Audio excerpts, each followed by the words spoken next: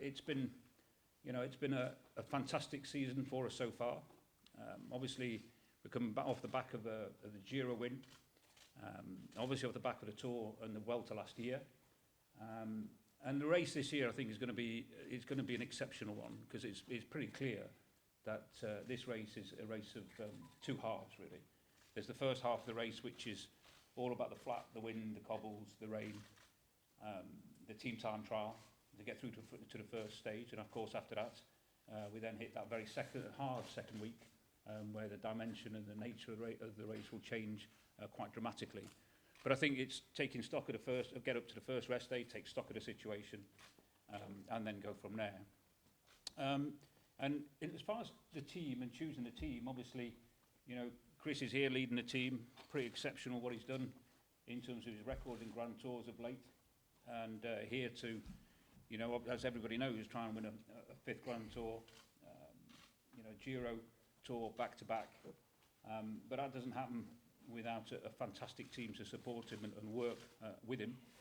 And it was quite interesting, actually, picking the team, selecting the team this year, because obviously with a rider less, the normal kind of architecture that we'd expect to use in order how to build a Grand Tour team, it has changed slightly.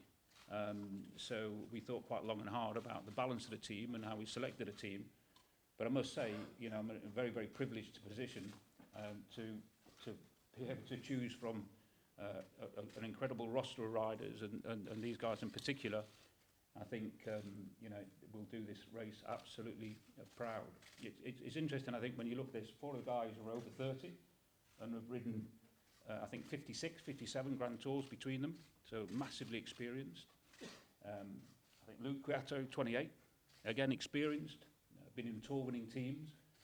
And then Gianni and Egan, of course, are here riding their very first Tour de France. Egan, his first Grand Tour, in fact. Obviously, Gianni rode the Vuelta last year very well. But they're here because they're talented. They're young, but they're massively talented. But what we do have is a blend of youth and experience, which is very, very exciting. So, it's a great little mix, and one where we can't wait to get started. So, I think on a final note, I think obviously it would be remiss of me not to maybe comment about recent events. And obviously it's been a challenging time since the end of last year. But what I would say is that when somebody's accused of something and which they haven't done, and that becomes public, I think anybody with any sense of fairness would look at that and think, okay, that's challenging. And what I've watched is a young man who's not only had that happen to him, the worst nightmare, he's managed to maintain dignity, he's managed to maintain his level of performance, and he's managed to win the Giro in the meantime and come here and try and go for a double. That, to me, that's exceptional. There's a lot I know about his case. I'm 100% confident, absolutely confident, and was from the day, absolute stars with this whole thing, that Chris had actually stuck within the permissible dose of the salbutamol and his medical advice. And it was never in doubt for us, in fact, that this whole thing would get cleared up. The disappointing part, I think, was the fact that it got leaked when it should never have done. And of course, people were very, very quick to make judgments, which they did, which they have, which is natural, I guess. But finally, we got to the point where he has been exonerated, and that whole episode, that shadow's over. And I think he deserves a lot of credit for the way he's behaved and handled that whole situation. So it's with that a little bit extra pride that I'm part of this team leading into this particular tour. Thank you very much. Okay. Chris, do you want to say a few words as well before we open up to the Q&A? Thank you. Have you got a mic? No, you might need. Cheers, thank you. And yeah, thanks for those words. As Dave pointed out, this has naturally been a very challenging past 9 months for me, for my family as well, for my colleagues. Obviously, extremely grateful now that all the facts have been established, and to be able to draw a line behind this episode now and to move on and focus on bike racing again. It's certainly been a challenging period, but yeah, as they pointed out from the very beginning, I've started from the point that I knew that I didn't do anything wrong. So I always had hope that we'd get to this point, and this point is finally here. So I'm obviously extremely relieved, and it's a huge weight off my shoulders going into this year's Tour de France. I think, again, I'm privileged to be surrounded by such a strong team around me. Yeah, a balance of talent, a balance of experience with the guys around me. I think this year's race is going to be the biggest challenge of my career. I think, given this is the 4th Grand Tour I'm doing consecutively, it's a massive goal for me. Trying to target a 5th Tour de France victory, 4th Grand Tour consecutively, on the back of a Giro Tour that I've never done before. So this is a complete unknown for me. But I've got the support of an amazing team around me, and obviously I've got a lot of work cut out ahead of me. I mean, my rivals this year, we've got everyone's here this year. We've got everything to expect in the race. As Dave pointed out again, I think the first block is very much a classics type style of racing. And then we've got 2 very tough mountain blocks, one in the Alps, one in the Pyrenees, both of which at any one of those points the race could dramatically change. So I think we're in for an exciting month ahead. Thanks a lot. I'll pass it over to you guys for questions. Paula, do you want to kick us off? I've got one question for Chris and one for Dave, if that's okay. Chris, you have been cleared in essentially what should have been an anonymous process. However, as we know in this sport in particular, doubts will persist. Today, David Lepartien called on the fans, for example, to allow you to race safely. How do you feel about those doubts and the fact that the president of the UCI felt a need to make that kind of a statement in public? And Dave, to you, you say you've always been 100% certain that Chris stuck within a permissible dose. Will we, as the media, and will the public ever get to see the details of the case so that we can make our own judgment based on the evidence, based on the facts and the medical arguments that were made in the case? Just in terms of the safety, I mean, I'd obviously encourage fans of the sport to come and watch the race. And if you're not necessarily a Chris Froome fan or a Sky fan, come to the race and put a jersey on of the team that you do support, and support the race in a positive way. Don't bring negativity to the race. That would be my advice. What about the ongoing cloud of doubt, if you like? How do you feel about the fact that will be much more difficult perhaps to get rid of? Well, I'd certainly like to think that. I mean, a lot of data these last few days has been made public about the case. I think it's probably only a matter of time for people to really get their minds around that. I mean, it is very complicated data, but it is there nonetheless for people to see. Yeah, and I guess just on that point really about the cloud of doubt, I think that what we've got to bear in mind here is we haven't made a decision. You know, Chris hasn't made a decision, Sky hasn't made a decision. The people who made the decision are the experts at WADA and UCI, and they've taken all of what they've said is published and unpublished information that they have access to. They've taken an explanation off the back of a presumed AF. It wasn't an AF in the first place. I think people kind of missed the subtlety of that point. And you know, off the back of that, they've made a decision, which we haven't influenced as such. So I think we've got to, you know, the shadow of doubt really shouldn't exist if we trust in our authorities. You know, that's what their job is, to look at all that information and make a decision, which they have. And in terms of the data, I accept, you know, I understand. I think it's quite I think we've seen since the few days since the actual decision was made that there's been quite a growing kind of dialogue and debate about what influences, you know, maybe came to the fore in terms of the decision, etc., etc. What I don't know is, you know, the people who made the decision were the UCI and WADA, not Team Sky. And I think that's where the information about how that decision was made should come from, not necessarily ourselves, because we haven't got the full you know, like they said, you know, the published and unpublished information and data that they have. So they've got a bigger knowledge and the exact knowledge of how they came to their conclusion. But it was the right conclusion, I know that. Is there any connection between the receipt of a letter from ASO and the decision of the UCI? In terms of timescale, it seems quite big and close. The receipt of the letter in terms of... In terms of their attempt to prevent this. Okay. No, well, it seems to me that, there were two separate things. Obviously, there's not been an ongoing investigation for, was it 9 months, I think? And the final, you know, the process was pretty clearly mapped out. There was a presumed analytical finding, which triggers a request for further information and explanation.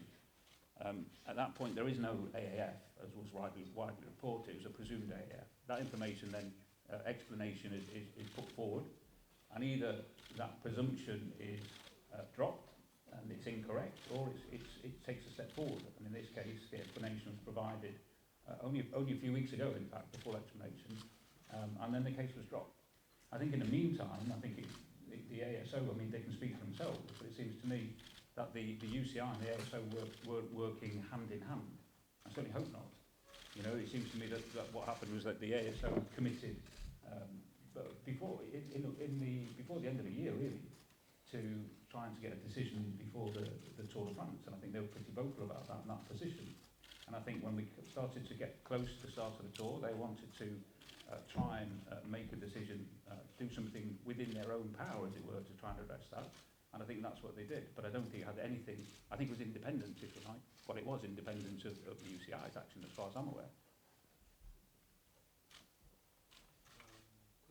Can you explain, can you please explain why the value of 30.1 was this one at this time higher over the limit of the delta in your work? Can you explain it? I think it has been explained by Wild and UCI, hasn't it? Yeah, precisely. I mean, that explanation's already been out there for 2 days now. But do you feel safe riding the Tour now, taking into consideration that you said that you had urine thrown in your face 2 years ago? Yeah, I've just come off the back of a Giro d'Italia where things were still undecided at that point. You'd think if there were any problems, we would have seen that in the Giro, but there weren't any.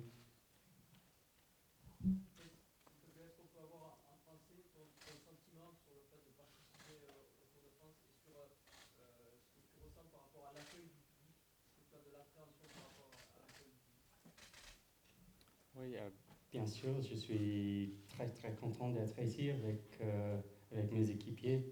On a beaucoup d'expérience dans l'équipe cette année et ça a besoin parce qu'on a un peu de tout.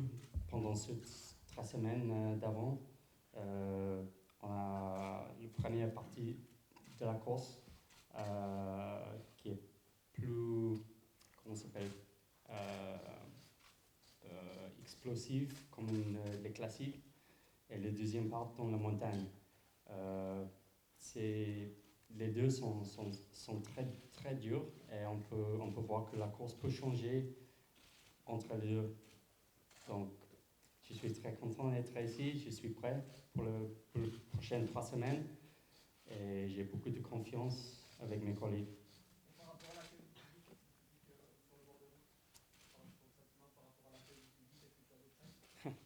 J'aime la France, j'aime la course, c'est la plus belle course du monde, le Tour de France, c'est la plus grosse course du monde. Et c'est une partie comment ça s'appelle, c'est une partie des années passées pour moi, le Tour de France. C'était le plus gros objectif pendant l'année. Et pour moi, ça fait excitant d'être ici encore pour essayer de gagner le 5e fois. De la part de l'équipe aussi, je voulais dire que là, on a passé beaucoup de temps. Moi, j'ai vécu en France, il y a beaucoup de Français dans l'équipe. Et Et là, avec le public français, avec la plus grande course du monde en France, nous, on a confiance quand même avec les Français. Et de qui comprend, je pense que voilà, il y a quelqu'un qui est innocent, rien fait, rien avec le sport en fait, innocent et coupable. Et quelqu'un innocent, je pense qu'ils sont justes quand même, les Français. Ils sont, là, ça n'a rien à voir avec le sport, on peut être derrière une équipe et pas un autre, ça c'est d'autres choses, mais je pense qu'ils sont au courant de la vérité de cette situation, que ça n'a rien fait. Là, je pense que quand même, il faut qu'on a confiance en les valeurs des Français. I think the team said that a full body of evidence will not be provided in terms of what's submitted to ARDA. Why is that, or if it's the case, if it is going to be submitted to the public, where will that be? I think it's a similar kind of question to what all of us just asked, isn't it? I think insofar as, you know, we obviously, part of the overall decision, the thing that influenced the decision was obviously our input. And I think then for how that decision is made and the information that WARD and UCI have, really, I understand what you have to do. I think it's for them to explain all the information that they have in order to make their decision. I think already some of the experts have worked on the case and some of the experts are talking about some of the factors. I think as it develops over the coming days, I think that will unroll and then more and more information will come out. You know. But in terms of the body of evidence you put forward, that won't be forthcoming all these to the public? Well, I don't think if you take it all as just one body of evidence, as it were, one document, then I don't think there's a document as such which could just be published. Well, I think what there is several different elements, some of which I think will find its way into the public domain, because I think some of it will be published, as in journals, as it were. Chris, would you like to, sorry, technical question, Chris, would you like to have all that evidence that you submitted, or the team submitted, put into the public domain? I mean, most of it is in the public domain already. I think the other thing, Daniel, is I think it's important here. This particular instance has focused on Chris. We've got to bear in mind, what are WARD there to do? They're there to make sure there's fairness for all clean athletes, and they try and catch cheats, basically. And all of this information and anything that goes into moving us forward in terms of our understanding, everything evolves. We're not the same as we were this time this year. We're not the same as we were this time last year. Things have happened. People have learned things. We've changed stuff. We've updated stuff. And I think part of this process should also involve that, so that the actual salbutamol regime and other areas of the WARD code can be, developed and made more appropriate and more fit for purpose. Ciao. It's the first time for you trying to win the Tour after the Giro in your ranks. I think it's difficult to explain two words, but in which way have you changed your physical and mental preparation to try the double? I mean, that's obviously a challenge I've got ahead of me, and I don't have the answers to that. I mean, I'm here to try. Naturally, last year doing the Tour and the Vuelta, back to back, I learned a lot there in terms of periodization, when to be recovering, when to be training hard, pushing on a bit, and I'd like to think that's put me in really good stead, and I've learned a lot from that to be able to come and attempt the Giro Tour double this year.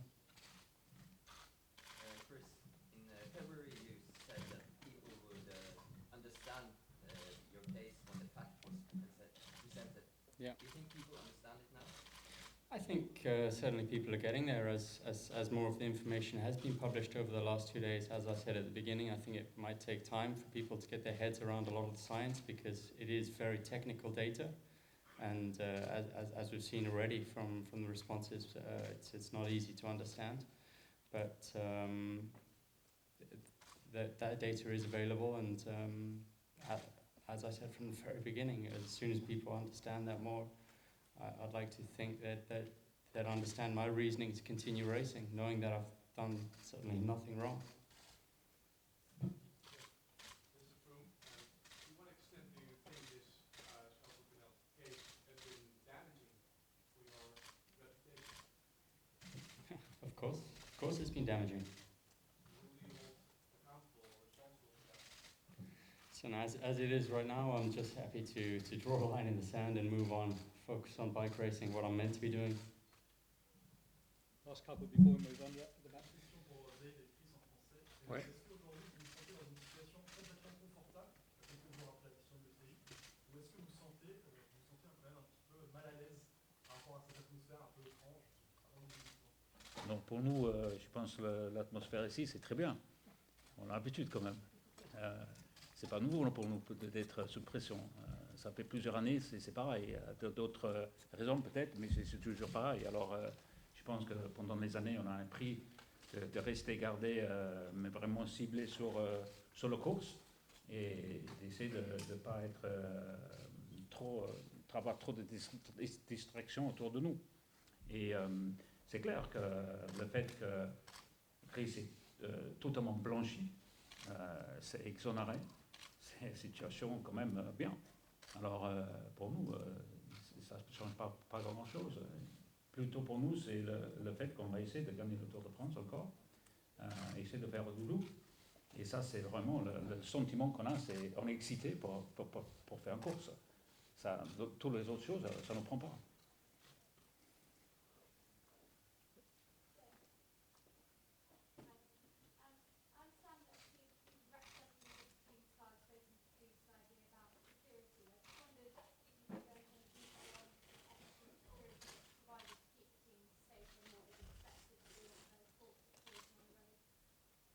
Yeah, well, obviously we work with the organisers and with ourselves and take appropriate measures. Chris, is the Tour de France a better race and a more interesting race with you in it rather than excluded from it? Oh, I'm certainly happy to be riding. Okay, last one. Opposed to not being not riding. So yeah, certainly. Last one. Chris, did it disappoint you at all when ASO had made that move to potentially Washington racing? I can understand the decisions they took.